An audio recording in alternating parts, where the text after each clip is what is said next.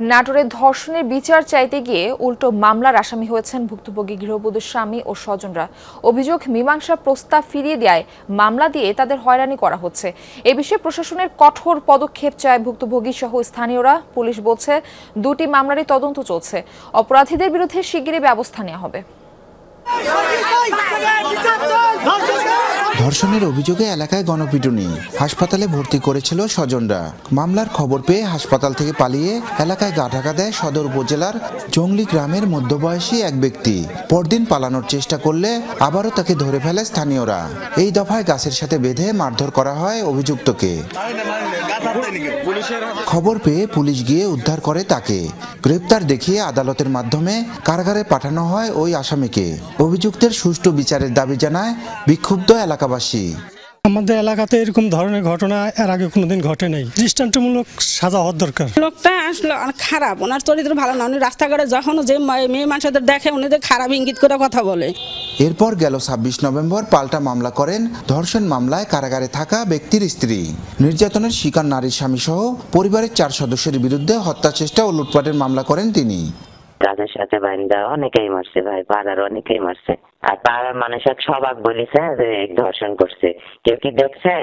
কেউ তো দেখেনি। আমার কথা তুই প্রমাণ নাই, বুনিয়াতে হচ্ছে এই কেসে ফাঁসালো, আমার মারতেছে, এইভাবে অপমান করলো।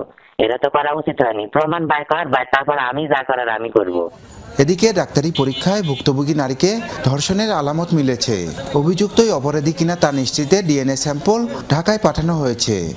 জোরপূর্বক শারীরিক সম্পর্কের লক্ষণ ছিল, তবে আমরা যে ভেজানো সব টেস্ট করি সেখানে কোনো ইয়ে ছিল না, মানে পরীক্ষা করি সেটাতে কোনো স্পার্মাটোজোয়া পাওয়া যায়নি। আর ডিএনএ পরীক্ষার জন্য ঢাকায় স্যাম্পল পাঠানো হয়েছে।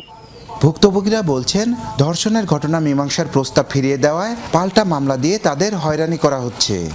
আমার মেয়ে আমার চাচা শ্বশুরদের উল্টা মামলা কেস দিয়েছে। আর আমাদের বাসায় এসে এই গেট ধাক্কায়, জানালা ধাক্কায় হয়রানির উপর রাখছে। আজ অনেক দিন এসে বাসায় থাকতে পারি না। বাসার আশেপাশে হুমকি দিয়েছে, মারধর করবে, ধরতে পারলে নিয়ে যাবে। যদি সমঝোতা না আসে তাহলে আমাদের নামে এই মামলা করবে। মামলা করার আগে বলছিল তাহলে আমাদের নামে একটা মিথ্যা মামলা করবে। দুটি মামলারই তদন্ত চলছে। আসল অপরাধীকে শনাক্ত করে শাস্তির ব্যবস্থা করার আশ্বাস দিয়েছে পুলিশ। দুইটি মামলাই এখন সদর থানায় তদন্তাধীন রয়েছে। আমরা প্রকৃত যারা ভিকটিম তারা যাতে ন্যায় বিচার পায় সেটি নিশ্চিত করার জন্য আমরা প্রয়োজনীয় দিক নির্দেশনা প্রদান করেছি। ঘটনার সূত্রপাত গেল ১৩ নভেম্বর। প্রতিবেশীর বউকে ডেকে নিয়ে ধর্ষণের অভিযোগ ওঠে মধ্যবয়সী এক ব্যক্তির বিরুদ্ধে। বিষয়টি জানাজানি হলে অভিযুক্তকে পাকড়াও করে গণপিটুনি দেয় এলাকাবাসী। সেদিন রাতেই ভুক্তভোগী নারীর স্বামী থানায় মামলা করে। নাজমুল হাসান, যমুনা নিউজ, নাটোর।